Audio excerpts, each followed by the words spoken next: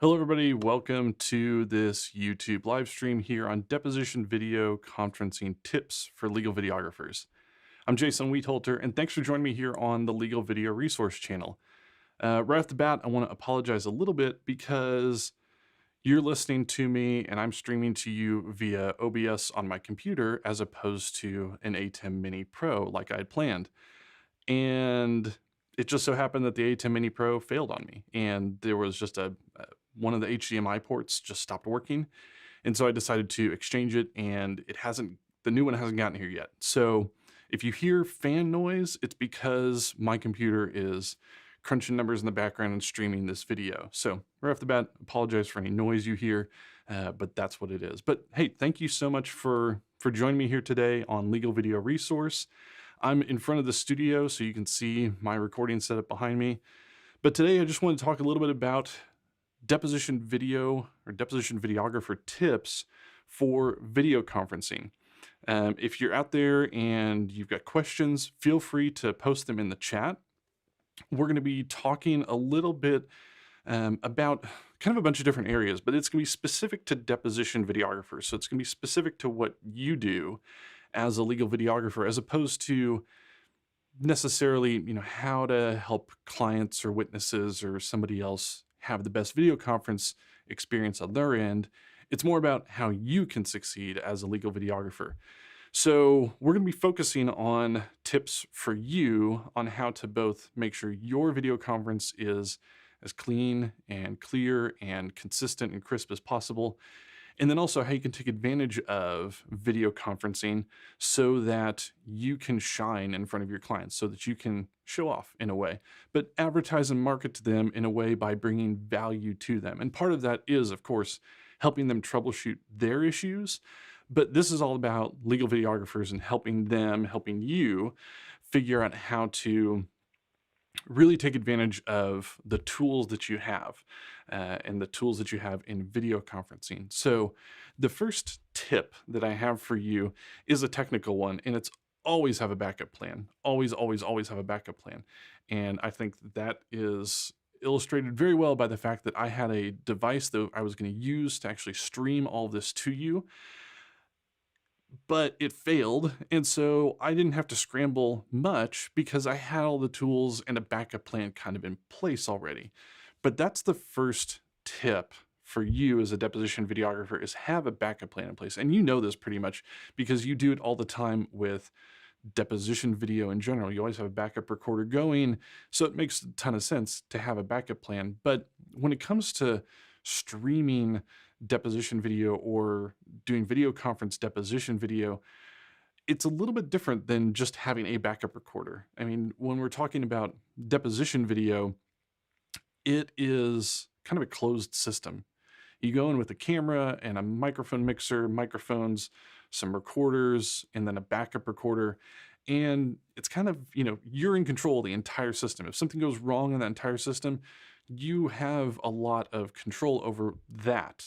There are obviously some things that can happen around the edges, like room noise or interference, but you are in control of the system that you have, and that backup recorder is your backup. So you have that backup plan kind of in place already.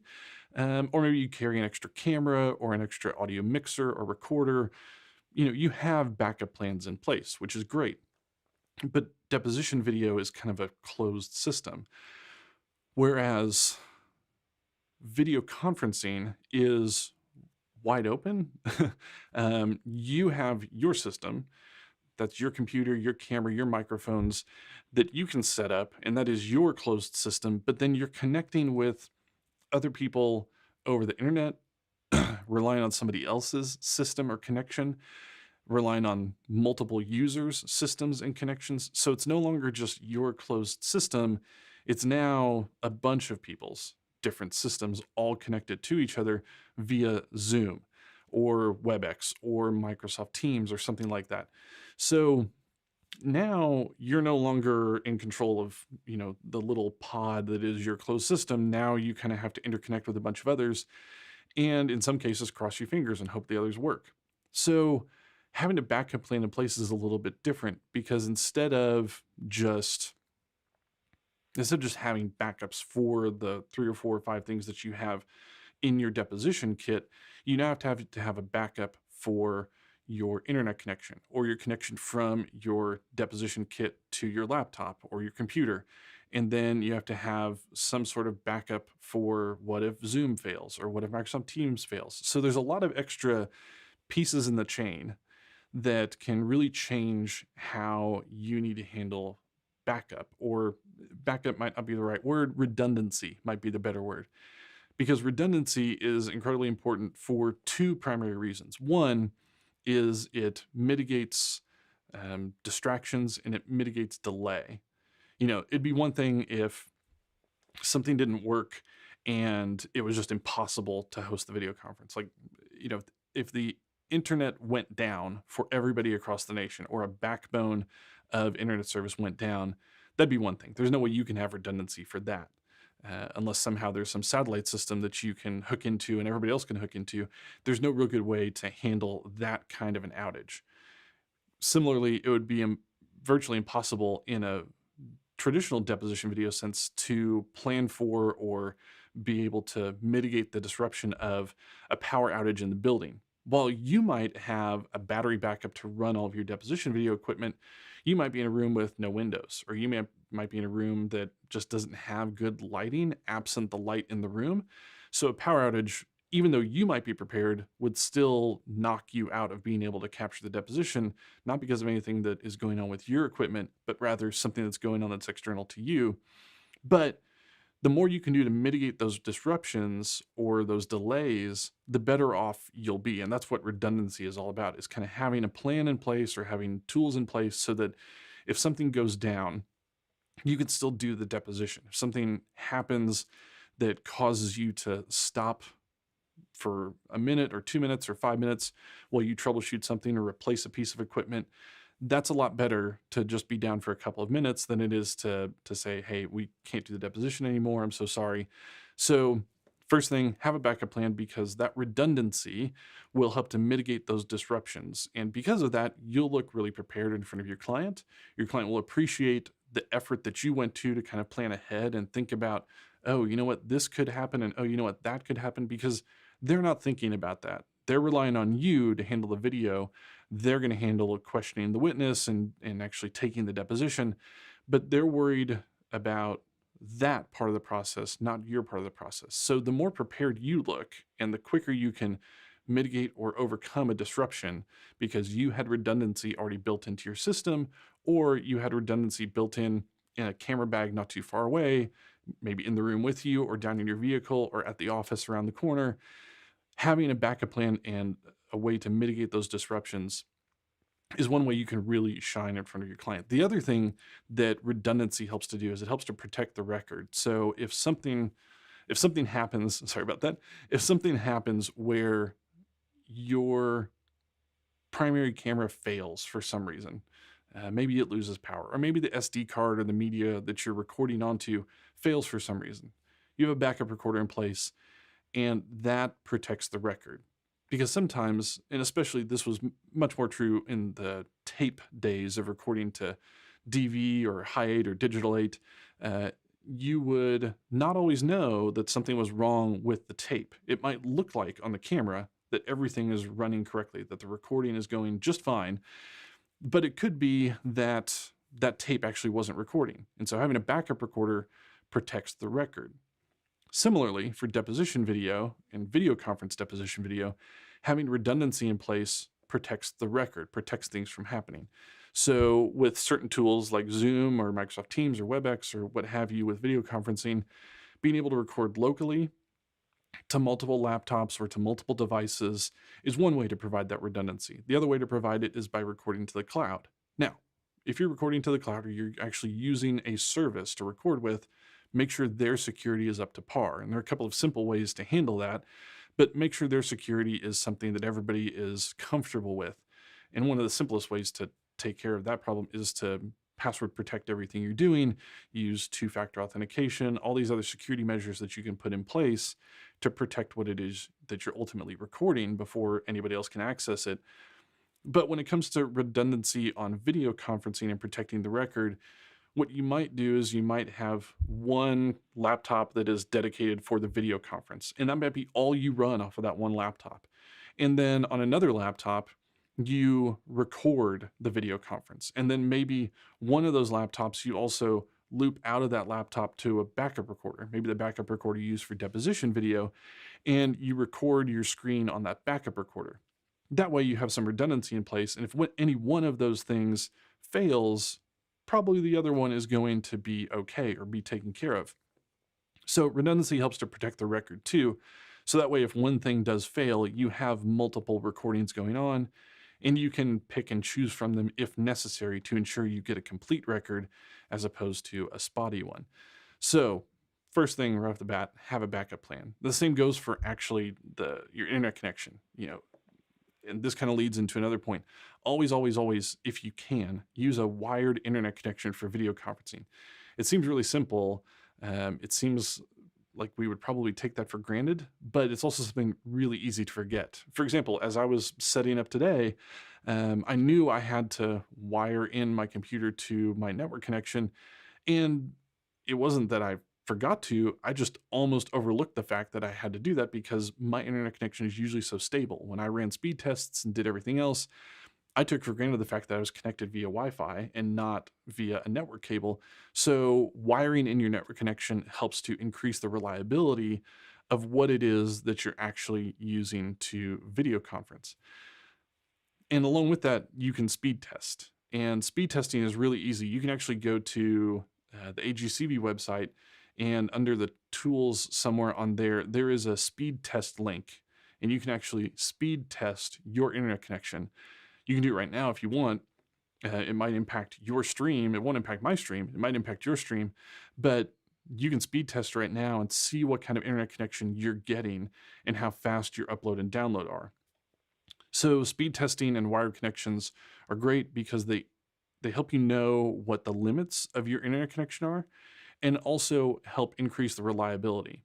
Streaming via Wi-Fi probably would have worked just fine, but having a wired connection eliminates a lot of other potential issues. And it's really the same reason that we as legal videographers tend to use wired microphones as opposed to wireless microphones.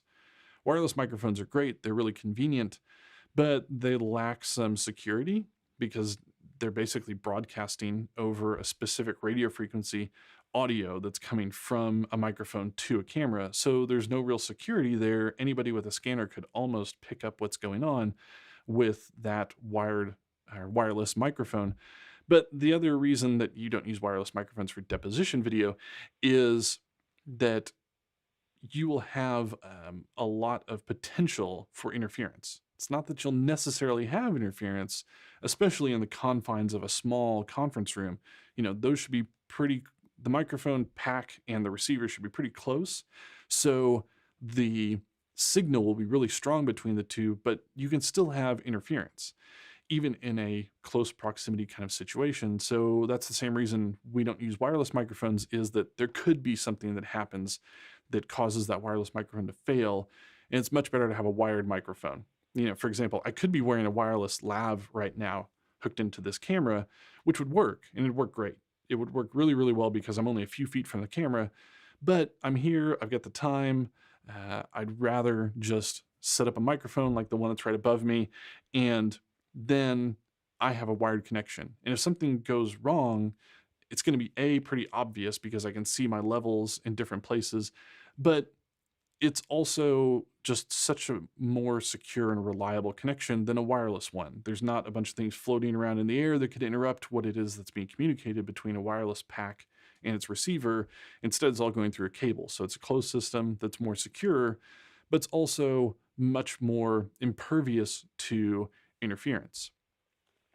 So wired connections and speed testing, because those two things kind of go hand in hand because that's your connection to the internet. And with that, test everything. Whatever connections you have, whatever is going on, test everything and test it multiple times and test it to its breaking point.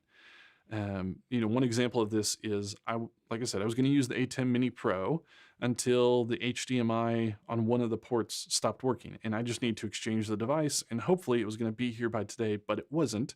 So I had to move to my backup plan, which is to use this camera connected to my laptop that is then streaming via OBS. And OBS has this really helpful feature that allows you to see what percentage of your CPU is being used as you're recording or streaming or doing whatever with the software. So I can actually look down and see my frame rate, how much data is being pushed up to YouTube to stream to you, and I can also see what percentage of my computer's CPU is being used.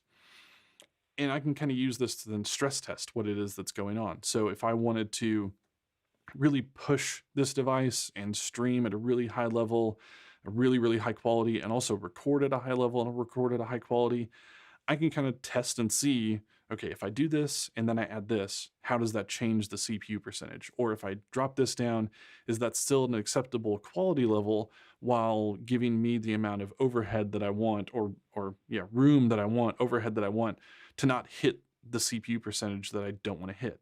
You don't want to be sitting there with a CPU that's running 100% when you're trying to stream or record and have dropped frames or have poor recording. So it's always good to test everything and to test it in multiple ways. I tested this camera with OBS and a couple of different input devices, USB input devices, like an Elgato Camlink 4K, the Magewell USB Capture HDMI, which is a really popular one for deposition videographers. So I tested using a couple of different inputs and ultimately just chose the one that worked for me. Similarly, I tested multiple microphones because I knew I was going to be using my laptop to record or to stream this event as opposed to the ATEM. I knew my laptop's fan would be running, and it's running right now. And so what I did is actually move my laptop below my desk and picked a microphone that I hoped would reject some of that noise, and hopefully it's rejecting most of that noise. But the idea is to test everything. And I tested, like I said, multiple microphones, multiple ways to configure what was going on. As you can see behind me, there's this sound panel right here. I have a couple of these sound panels around to help dampen the echo and everything else going on in the studio. So test a bunch of different things out and see what works best for you. And all of this leads to why it's important you do all these things are the reasons why clients choose you. Like all of this, everything that we've been talking about so far, are all the technical aspects of how you as a deposition videographer can kind of ensure a consistent, reliable connection. But that all goes to how professional you are, how professional you come off, how professional you appear and actually are in front of those clients. Because the more you prep ahead of time, the more things you think through, the more troubleshooting steps you go through ahead of time, the more seamless their experience is, then the better off you are. And so this is kind of where we transition from some of the technical aspects and transition more into some of the marketing or sales aspects. Because I know a lot of you have talked in forums or online or in other video conferences that we've done. How do I, as a deposition videographer, kind of make myself more valuable to my clients now when I can't be in the room? And there are a number of different ways you can do that, but one of the most important ways is to make sure that the video conference goes off as best you can without a hitch. Now, you can't do everything. Like I said, it's not a closed system. You're no longer in a room making a video or recording a video using your closed deposition video kit. Now you're relying on a lot of other software and services. But even so, you can still help your clients and deliver value to them, because it's really all about cost, quality, and speed. They choose to hire you or hire somebody else because it's cheaper, it's faster, or it's better to help them achieve their goal. And it seems like video conferencing would, inherently do most of those things. It's generally cheaper because it's only, for Zoom, it's $15 a month. For a professional account, you can get more, but it's generally cheaper than traveling to a deposition or hiring a hiring a videographer to go live. Well, that's true.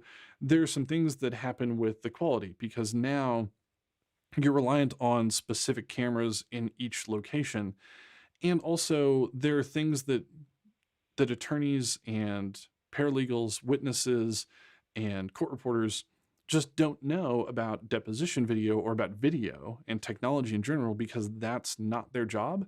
Their job is to either question the witness or take down what's being asked and answered, or their job as the witnesses to answer the questions. Their job is to know everything about the technology, but that's where you come in because you can provide a better quality experience with your expertise and your knowledge because you can help them troubleshoot issues. You can help give suggestions on how to place microphones or cameras or laptops or devices so that way everybody gets the best experience.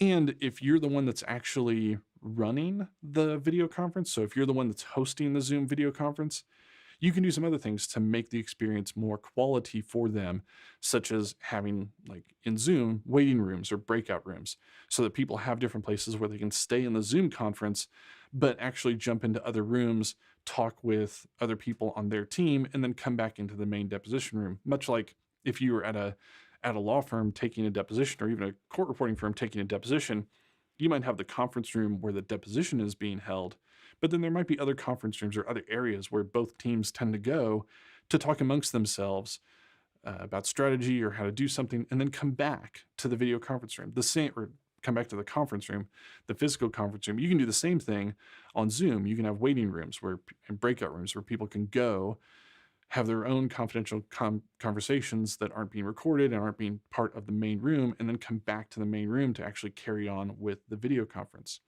So there's some things like that that you can do to make the quality better. And because you're there to help troubleshoot issues, you can also speed up the process. Maybe instead of just letting everybody kind of fumble around with the technology, maybe your clients would be willing to get on a Zoom conference call with you the day before for 15 minutes to help set everything up. That way, when they get on the next day for the deposition, they're ready to go and there's no trouble whatsoever.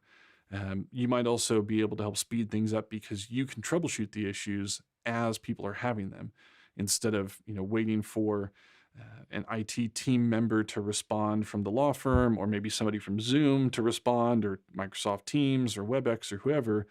Instead, you can be ready and you can be there with some troubleshooting tips to help them move through it. So that's kind of the three ways. Those are the three ways that you as a deposition videographer can really help your clients and provide value to them. Cost is going to kind of be hard to figure out because it is much cheaper to do everything via video conference. But even still, your value is really present when it comes to the speed at which you can help a deposition get done, and then also the quality with which that deposition gets done. So the quality of the communication and also the quality of the recording. Because as people record deposition video via video conference, maybe the witness isn't a videographer. The witness probably isn't a professional and doesn't know how to set up their camera or microphone. And maybe you're noticing something that is going to cause an issue down the line of the deposition. It's not something that is going to necessarily show up right then, but maybe they're sitting in front of a window and you know this from talking with them, and you know that window is going to have really bright sunlight coming in before too long. And you also know that laptop webcam is probably going to close down its iris and adjust for that, but there might be really harsh shadows, or there might be some other problems that come up. Maybe there's a really a picture in the background or a mirror in the background that's really going to reflect what it is that's going on outside and cause a big issue. And maybe you can see that ahead of time and say, hey, can you just take that off the wall, or turn that monitor off, or do something to help ensure the quality of the capture looks really good. Or maybe, hey, can you put your laptop on top of a couple of books to put it more at eye level? Or can you, adjust your laptop's hinge a little bit so there's not so much headroom? Or, one easy example is something a lot of people do is they will sit in a video conference deposition. They'll just sit at their desk, or if they're at home, their, kitchen table. And they don't think about it, but sometimes there's a window right behind their office desk or right behind their kitchen window. And so suddenly they're basically dark, really, really dark, and that window is exposed correctly. And that's a really simple thing. Just turn around and that solves most of the lighting problems right there. But it's stuff like that that you'll know very quickly, whereas other people might go inherently, lawyers, court reporters, witnesses, they might all understand inherently something looks off, but I don't know what it is, or I don't know how to solve the problem, exactly how to solve the problem. But you, as a videographer, since you've seen this before, you know how to solve that problem. So those are a couple of ways that you can really benefit your client: cost, quality, speed. What can you do to help make that process easier on them, to help it go quicker, or to help really eliminate issues before they become issues? Troubleshoot ahead of time, because you're the one that knows audio video technology. Maybe you can help with echo as opposed to feedback. Maybe you can help with lighting. Maybe you can help with how to give them a better audio recording, instead of being in a really small room with just four walls and a ceiling that have nothing on them, and basically becomes a really big or really small echo chamber. Maybe you can instead go to instead you can have them move into a room that has a couch, or a larger room that doesn't have so many reflective surfaces. Or sometimes that's as simple as having them put up a something next to their laptop, like another picture or something, just to block some sound from bouncing around. Things like that really, really help. And that's one way that you can add value to your services. The other way you can add value to your services is by using your professional gear, even if you're not there at where the witness is or at the deposition. You can use your pro gear and set it up kind of like I have right now. The only thing that's different about my setup compared to what a deposition videographer's kit would typically have is that I have a light in here, but that's really the only thing that's different. But you can set up your professional gear, your deposition video camera, your deposition video microphones. You can wear your lavalier microphone, and you can wire that all into the video conference. So that way, when you show up on the video conference, you show up looking just as good as your video deposition video would look. And this is a small thing, and it's something that would probably, for the most part, go unnoticed overtly, but it would be something that they'll see anyway, and they'll think to themselves, man, that was really good. Every time that person spoke, it was clean, it was clear, it was crisp. Every time their camera came on, they looked good. I never, it was never blurry, it was never out of focus, it was always exposed correctly. Like, everything about your video can look polished. So if you're doing a video conference deposition, one way you can kind of shine or show off your services is to set everything up just like you would for a deposition on yourself, and then use your use your deposition video gear as your video conference input. And again, that's effectively what I'm doing here. The only thing that's really truly different is maybe the microphone that I've chosen to use, and the light. But really, I could just as easily use a lavalier microphone, and it would sound a little bit different because of the quality of the microphone, and you'd see the microphone in my shot, but otherwise it's essentially the same setup.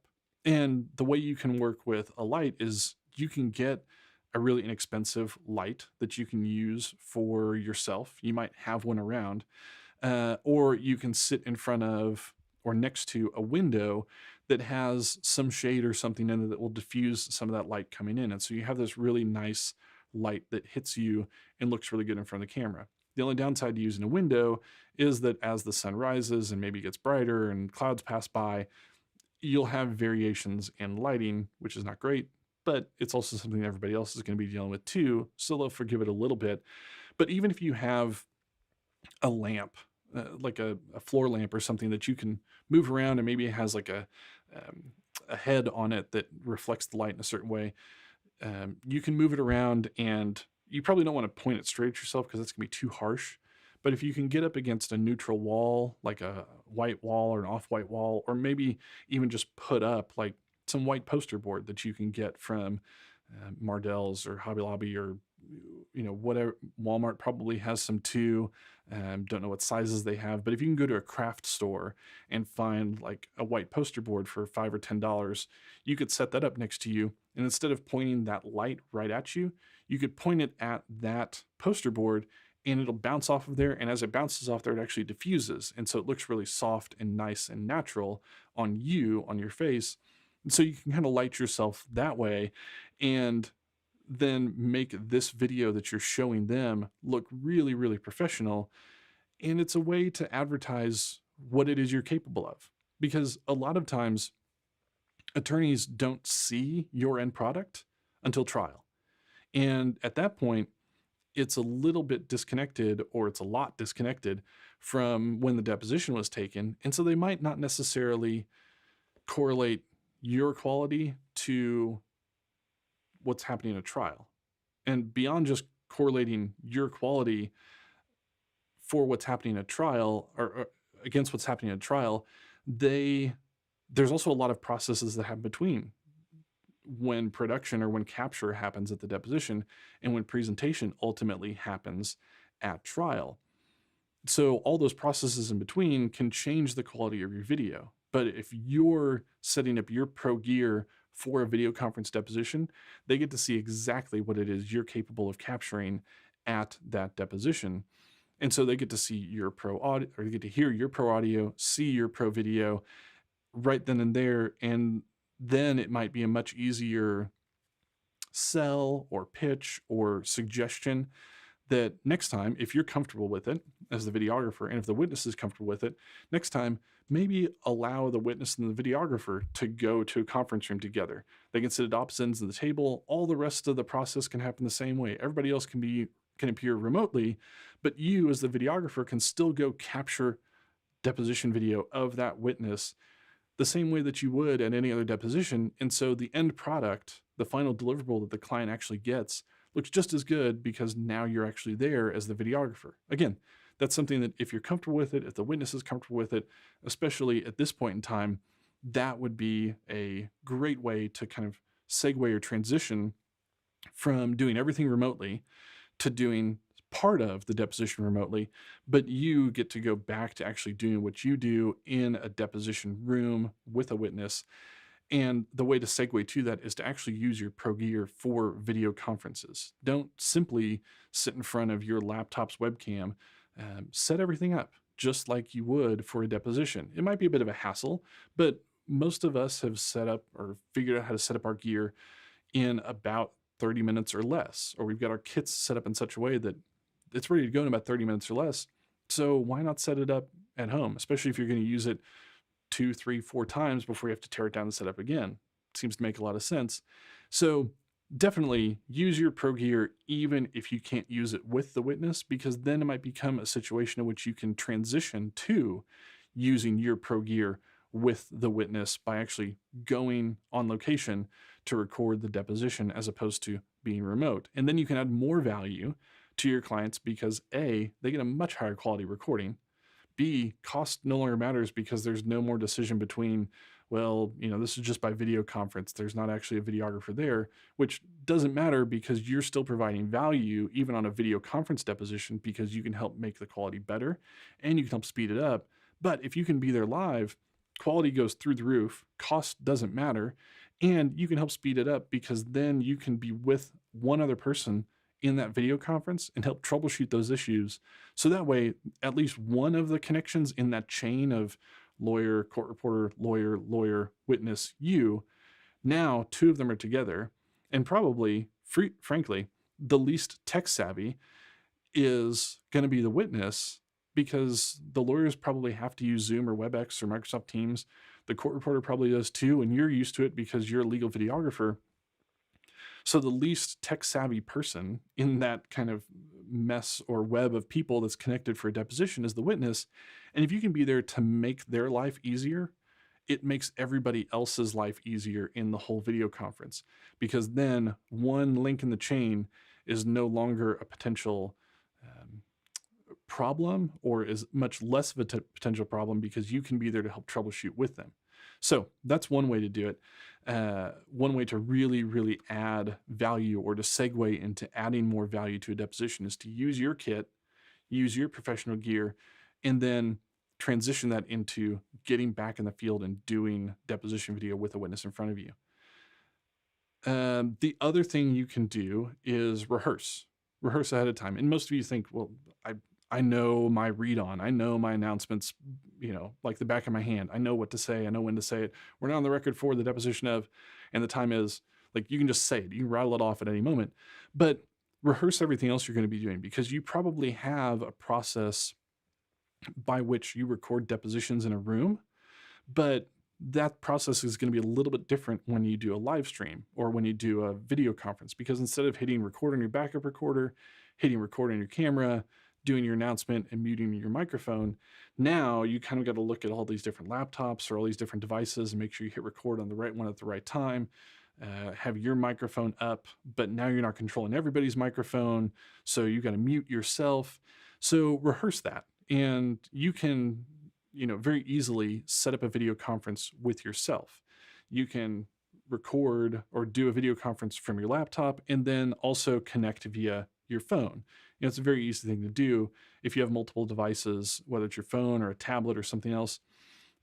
You can set up a video conference for yourself, and really you can do a video conference with just one device and kind of rehearse everything yourself and see how it goes. But rehearse ahead of time, because there's some things where it's just like, oh, you know what did I do last time? Did I do this or this? Or you get into it and you go, oops, I've thought about this before, but I don't know exactly what to do here. And it's not like it's mission critical, like nothing's going to work because you forgot that one step, but it might just make the process that much more polished. So rehearse ahead of time. The other thing you can do, and this kind of goes hand in hand with reversing, is to learn some of the keyboard shortcuts for Zoom or Microsoft Teams or Webex. Learn how to mute your mic via keyboard shortcuts. And again, this is something that just makes it a little bit more polished. Instead of mousing around and clicking, you can just hit a keyboard shortcut and you're done. So that's one other way that you can polish what it is you're doing. And one other kind of troubleshooting tip that also really helps to show off to your clients and to tell them or to communicate to them that, hey, I'm really concerned about, and I really want to make sure that whatever we do here, even if I can't be there, is as pristine and as professional as possible. And this goes for your own technical troubleshooting, is to eliminate processing and bandwidth hogs. And we kind of talked about this earlier when I talked about OBS and testing things and seeing how much CPU percentage was being used. There are also going to be situations in which you can help other people avoid those kind of pitfalls. And one of the easiest is by helping them to eliminate those bandwidth hogs. And what I mean by that is, if a witness is at home giving their testimony via video conference, they might not even think about the fact that their family is out in the family room streaming Netflix, or the kids are listening to Spotify, or somebody is doing something else on another device, and they might just take for granted the fact that's all happening. But all of that happening can impact the bandwidth that witness's computer then has to send video and audio back and forth. So if your client is, or if you notice there are issues going on with a specific connection, it might be bandwidth related. And if you can troubleshoot that issue or bring it up ahead of time and say, hey, just as a suggestion, maybe everybody wants to go, let everybody else in their household or their office, if necessary, know that we're going to be doing this video conference deposition. And to help the quality of the video conference deposition, it'd be great if you could stay off of the home network or the home Wi-Fi. Or if you are going to be on it, just don't stream audio and video, because that's what really sucks up a lot of bandwidth. And sometimes this stuff is even stuff you would just take for granted, like just having a TV on with a streaming service. Even if it's not playing, it might be updating in the background. Or if you have another computer, another device somewhere, it might be automatically updating. So sometimes just powering off other devices really helps to mitigate those issues. And so you can go to your client, or at the beginning of the deposition, you can say, hey, this is something that I know will help all of us in ensuring that this is a high quality deposition. Let's make sure all of our devices are off, or off our Wi-Fi or off our network. That way, the bandwidth that we do have on the network will ensure that we have the best possible quality. It doesn't absolutely guarantee that everything is going to be quality, but it's at least one thing you can do to really help your clients know, hey, they're thinking ahead. And that's something I would never have thought of, is, all these different devices that stream. And to go hand in hand with that is Also, if your client comes to you and says, hey, can we do this deposition at X time? Well, if X time happens to be, 7 p.m. or 8 p.m. or 6 p.m., not that that's likely, but maybe the deposition might stretch into that time frame. You might say, we can, but I'm a little bit concerned about all the people that are going to be on the internet right then streaming audio and video because they're home from work, or maybe they're unwinding for the evening and suddenly they're all going to be watching YouTube TV or Netflix or Prime Video or something like that. And it might cause some issues, even if it's not just happening in that household, because some internet service providers actually share a pipe between multiple households and essentially guarantee speeds, but the speeds can still vary. And so that might be one other way that you can eliminate or avoid problems ahead of time and really provide value to your client, is thinking ahead on some issues like that and showing them that, hey, I'm concerned about, not concerned in the sense that something's going to go wrong, but just I really care. That's what you're really trying to communicate to them, is I really care that this goes really well, even if I can't be there. And even if I can't be the one to ensure that what gets recorded is, up to my standards or using my system, I'm still going to do the best that I can to ensure that this goes off without a hitch. So you can really, really impress your clients by using your equipment to stream your own video for a video conference, and then also thinking ahead about some of these issues that might pop up and how you can help troubleshoot them ahead of time or think about them ahead of time. The other thing you can do to increase your value for video conferencing is to learn a little bit more about how to present exhibits. And this isn't a very prevalent feature of deposition video or video conferencing. If you've done picture-in-picture deposition video, most of the time you just operate the equipment and somebody else actually pulls up exhibits or slides them under a camera of some sort, and then you handle the picture-in-picture side of things. But something else you might consider is offering to both parties, if you're comfortable with this, providing exhibit sharing services. And so whereby basically you can share your screen and present exhibits. This is something that's a little bit different than what most deposition videographers do, because most deposition videographers and legal videographers focus on just the recording or the capture of a deposition. But in some instances, and I've seen, other people talk about doing it online, you can actually handle the presentation of exhibits. So if a client or the attorneys for both parties say, hey, here are all the exhibits, and I'm going to just call them out by these numbers, will you just present them for me so I don't have to think about it? You can do that. You can use software like Indata's Trial Director, or iProtex Trial Director now. You can use OnCue to help present exhibits, Exhibit View, TrialPad. There's a Trial Director for the iPad. There's a number of different solutions out there that would allow you to present exhibits via Zoom or Microsoft Teams or Webex or something like that.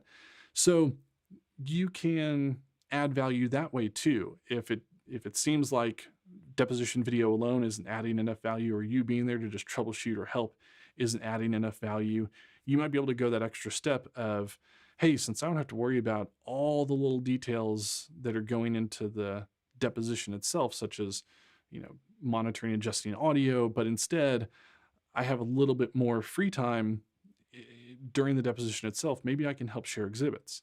Now, don't overextend yourself, because if you're still being hired as the deposition videographer, your primary role is to capture that deposition video.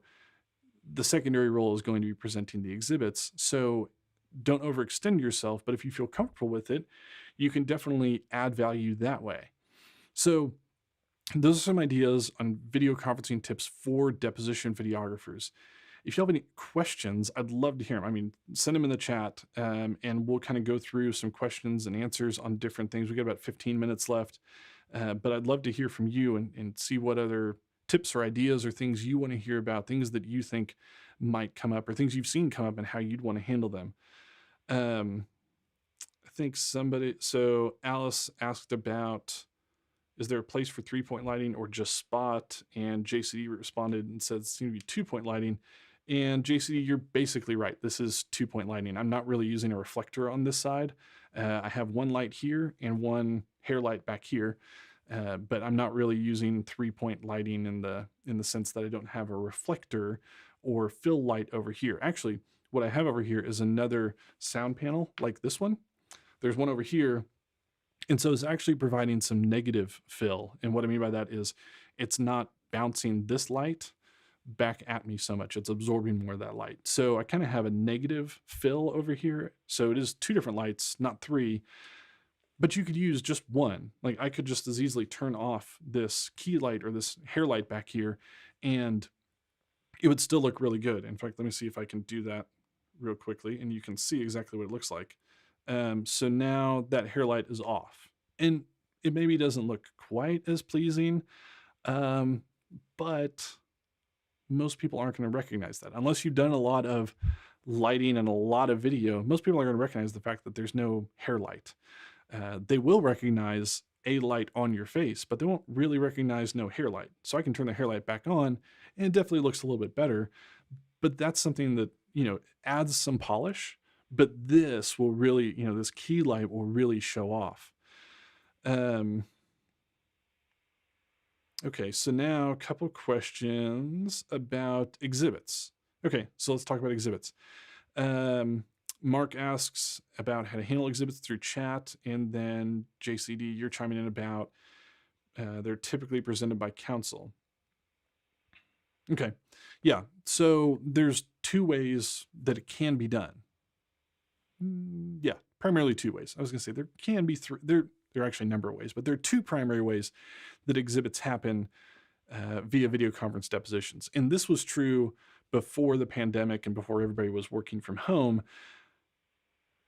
Some depositions that were done via video conference included exhibits. And there are really 3 ways to do it. 1, counsel can send exhibits ahead of time. They can literally put them into a binder, FedEx them or mail them or UPS them to somebody, to the witness, and those exhibits can be available with the witness ahead of time.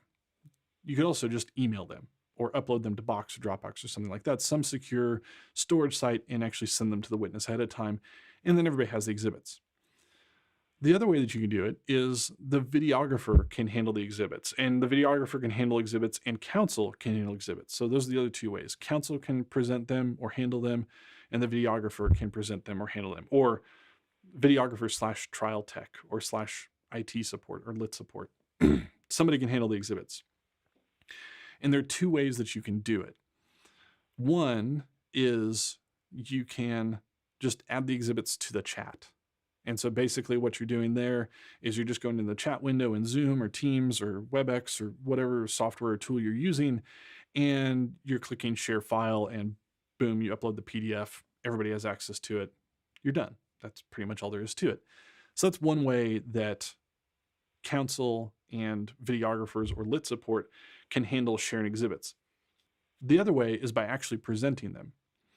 And the way that that works is basically you set up, in addition to, if you're the videographer handling the presentation, in addition to your laptops and devices for the video conference itself, you're also going to have a laptop or device for exhibit presentation. And this would be just like any other trial presentation laptop. So you're probably going to connect it to an external monitor, and that's going to be your presentation monitor. And that's going to be the monitor that everybody sees. And then you'll have your own monitor for looking at exhibits or looking at the software itself before it actually gets presented. Think of it like preview and program almost in the video production sense. And so what you can do is share that second screen, actually share that in the video conference. So that scenario would look something like you have your deposition video laptop or device that is for recording or joining the video conference. You have some other device to record as a backup. And then you have another device, which is probably going to be a third laptop or a second laptop in addition to your second laptop / a backup recorder. You have another device which has the trial presentation software on it, or an iPad if you want to use Trial Director for the iPad or TrialPad. And then you take that and share. So you take that second or third laptop, whatever it is for you, you take that laptop and you share the second screen, which is the presentation view, with everybody else in the video conference. So all the devices are connected to the video conference. One is primarily for the video conference itself, one is as a backup, and another is for sharing exhibits. You share your screen and then you pull up exhibits just like you would in trial. That just requires a little bit of planning ahead of time because you have to coordinate with counsel for both parties and get exhibits, and sometimes that can get a little hairy. The other way you could do it is the counsel for each party could upload exhibits to the chat, and then you could download them, open them in the trial presentation software, and share them on screen. So now you essentially have a picture-in-picture deposition. A couple of ways you can approach it. So the attorney can do it. The attorneys can do the same thing then. The attorneys could have their own laptop for presentation of exhibits. You can share them via the chat, or you as the legal videographer can share them.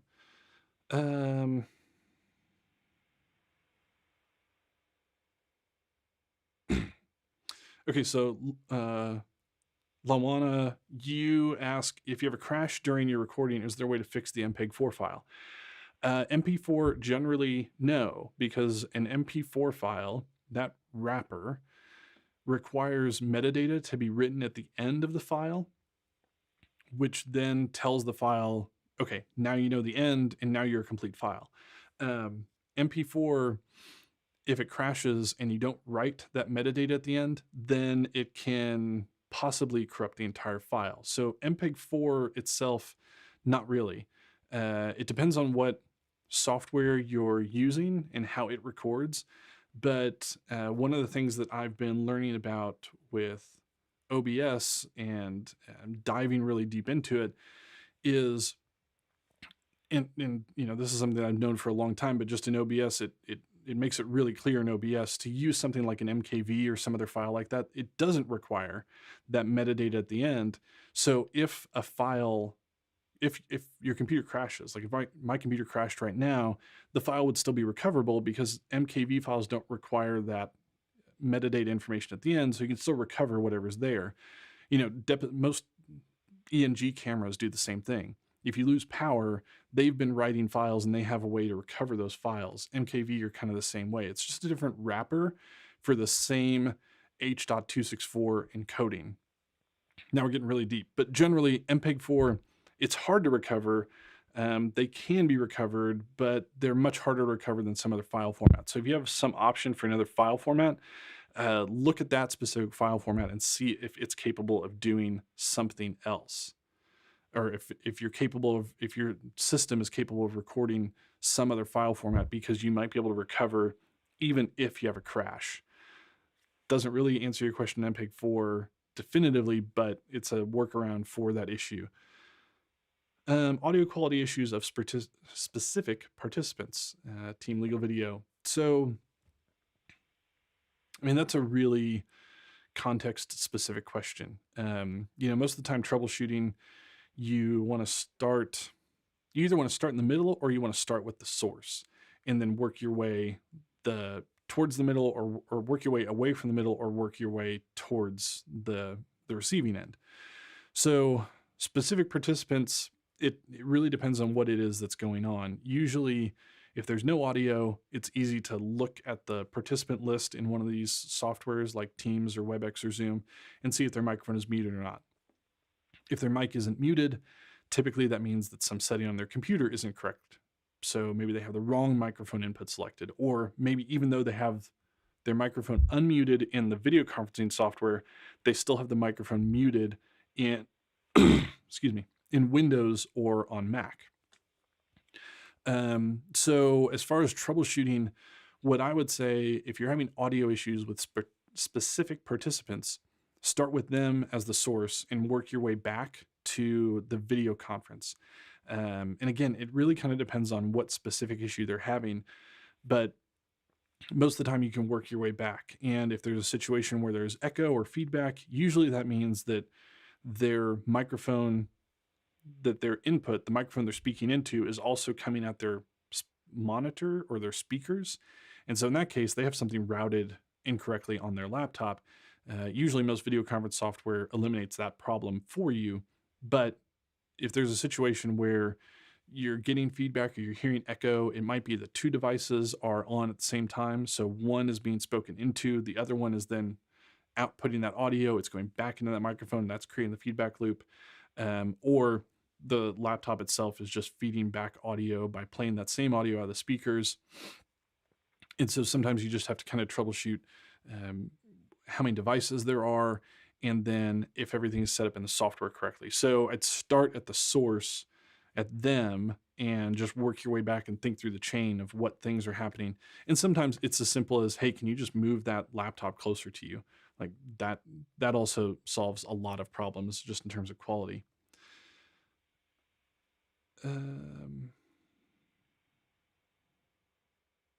Okay, so JCD, would you create a second user from a separate device to present exhibits? Yes, and you don't necessarily have to create a separate user, but I'd use a separate device to log into the video conference and just name it, whatever makes sense to you, tech or presentation or whatever. Something that's going to look professional to everybody else watching, but something that also just makes sense to you. But set them up as a second user, turn off the video, or not as a second user, but a separate participant for a video conference. Maybe participant and user, we're using the terms interchangeably, but to me, user actually means somebody that has a user account with the software or service, and you don't necessarily need a user account to be able to join a video conference. Most of the time you can just join as a participant absent a user account. So hopefully I clarified my own terminology there for you. So just have the other device set up as a separate participant. That way, if it crashes, if the presentation crashes, it doesn't affect your recording. And similarly, if your recording crashes, it doesn't affect your presentation. And that way, worst case scenario, if your recording crashes and you can't talk to everybody, you can jump over to your presentation laptop, turn the microphone and say, hey, this is the videographer. Sorry, we need to take a quick break. I'm having technical difficulties on the recording device. So that might, that helps to have, as a backup, as another way to communicate with anybody that's in a video conference.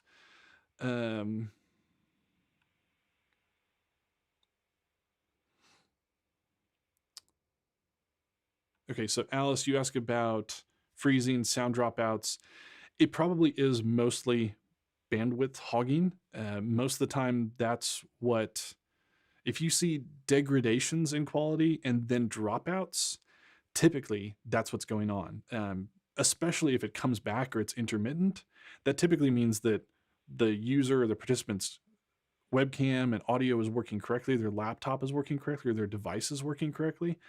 If you have dropouts or degradations in quality, that typically indicates that there's some sort of problem with the internet connection or the connection between their computer and Zoom. So it might not just be the internet connection, it might be Zoom's service or Webex or Teams or whoever they're connected to. It might be that service as well. But typically, if you're seeing degradations in quality and then intermittent dropouts, that indicates there's something wrong with the connection, not necessarily the device. And especially if you're on the other end and you're watching as the videographer and maybe all the other participants, their video and their audio is fine and it's just one person, that indicates really that there's a problem with their connection between their laptop or their device and the service, not the service as a whole or not everybody. It's just that their connection might not be so strong. Mark, you asked about the different services like Zoom and Teams, and then also how Zoom works two screens. Zoom keeps changing and they keep updating features. One thing I'll say that I really like about Zoom is that they really are listening to feedback and taking criticism and adjusting to it. So I'm not,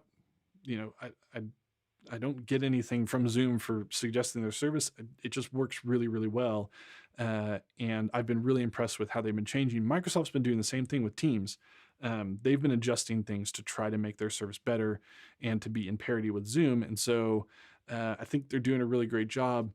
As far as how Zoom is, how they compare, I think Zoom has a few more features and it's more ubiquitous or more well known to most people, so they're more comfortable with it. So in terms of Zoom versus Teams, I think Zoom has the edge on features and on familiarity. Zoom has features and familiarity. Teams is playing catch up, but I think they're doing a really good job. So I think there's more functionality specifically when it comes to recording. There's definitely more functionality when it comes to recording video on Zoom as opposed to Teams. Zoom, you get a whole bunch of options for cloud recording and local recording, multi-track audio, multiple isolated recordings of video. Teams, I think you're kind of locked into their active speaker view. I think you can pin a speaker like you can in Zoom, but you're kind of locked into active speaker view. Two screens, how Zoom works with two screens, they just recently pushed out some updates that are changing that. So I don't recall exactly how it works with two screens for presentation and speaker, gallery view, active speaker, that kind of thing, because it's been changing so frequently. I have used it primarily for just single monitor situations, and it's worked really well. But I do know that there are some things that have changed just recently about how Zoom works with pinned video or spotlighted video versus sharing a screen. And so that's one of those things that it's changing so frequently, you probably just need to test it. Like test it the night before, test it the morning of, make sure it's working because it changes a lot. Let's see. Okay, so last question I will answer and then we'll close this thing out is audio tips on phone versus internet. You can test this yourself really easily. Start a conference on your computer, dial in with your phone, listen on headphones, and hear the difference between the two, and vice versa. So listen from your laptop on headphones while talking into a phone that you dialed in with, and listen to the audio quality, and then flip it. Talk on the computer, listening on headphones from your phone, and hear the difference in quality. That's going to be a little bit more difficult to hear the difference, but you'll still notice a difference. But then also you can talk back and forth between two devices that are both connected via IP or internet audio, and the quality is going to generally be much better on the internet connected side of things than it is versus dial-in. As far as dial-in versus internet audio, it really depends on the situation, and it boils down to basically reliability and convenience. So if somebody is having a lot of trouble with connecting via internet, then reliability is an issue, and it probably makes more sense to connect via phone. And reliability is probably an issue because of bandwidth problems. And it probably boils down to one of two things: a wireless connection or a really, really, really small or shared internet connection that a bunch of other people are using. And so it degrades the internet audio or causes dropouts or whatever. So a phone connection, a little bit more stable in that regard. But even so, if you're using a phone connection, you need to make sure that the phone is actually using the cell phone tower as opposed to Wi-Fi calling, because if you're using Wi-Fi calling, you're essentially going to have the same exact problems. So that's a troubleshooting tip for phone connections: is a lot of phones use Wi-Fi for calling. They degrade to the same kind of plain old telephone system or POTS system, really low quality audio, but they're still over Wi-Fi, connected over Wi-Fi, so you still have the same kind of dropout issues.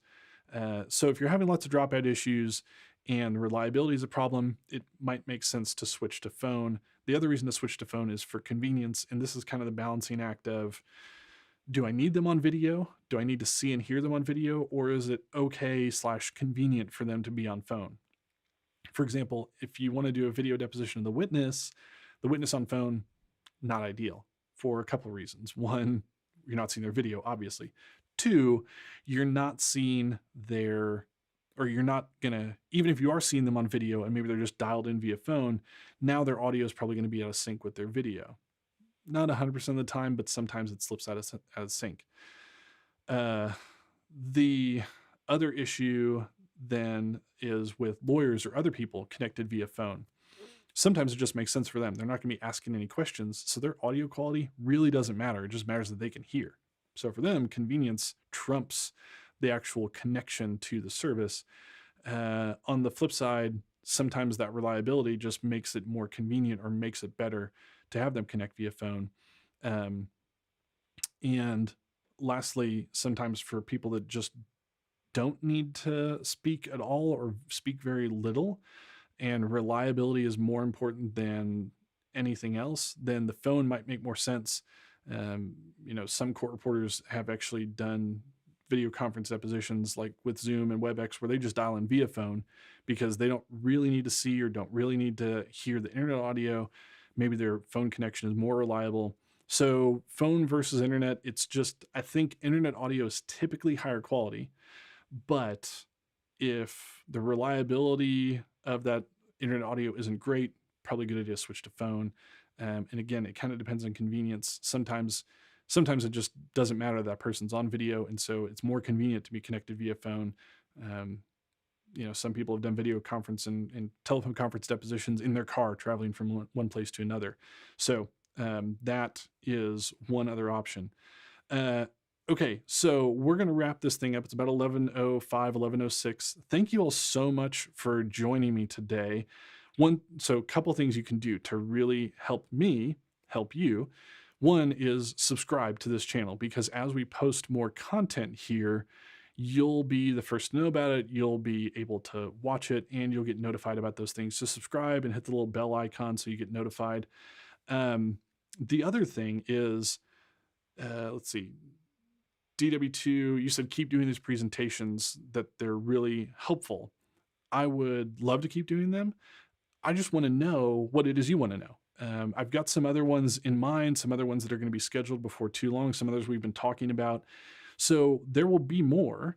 I just really want to know what it is that's most pressing to you, because I have a lot of things that I can talk about, a lot of things that we can cover, but I don't always know exactly what's the most pressing. Some of that I can find out from the Lit Pro forum, some of it or the Legal Video forum, some of it I can find out from the emails and questions that you send to me. But another way that you can let me know what questions you want to know is comment on this video whenever it goes live. Comment on it and let me know what it is you want to know. And we can kind of have a conversation about that, talk about those ideas. If you have questions or ideas, either one, that is really, really helpful to know what it is you want to know. Because like I said, I have a bunch of ideas and a bunch of content planned, but it really just depends on, we can cover a ton of different stuff, but I really want to cover what it is that's most important to you. So let me know that. With that, we're going to sign off for today. Thank you again so much for joining me here on Legal Video Resource. And like I said, subscribe to this channel and talk to me in the comments about videos and things you want to see, because pretty much every week we post a new video here on Legal Video Resource. So pretty much every Wednesday around 10 a.m. Central Time, a new video goes live here on Legal Video Resource. And we'll do live streams like this. We'll do Q&As. We'll do different things. But I'd love to have more of these, do more of these. I'd love to hear from you and just see what it is that you want. So let me know what it is you want to see in here. And again, thank you so much for joining me today here on Legal Video Resource. I'll see you next time.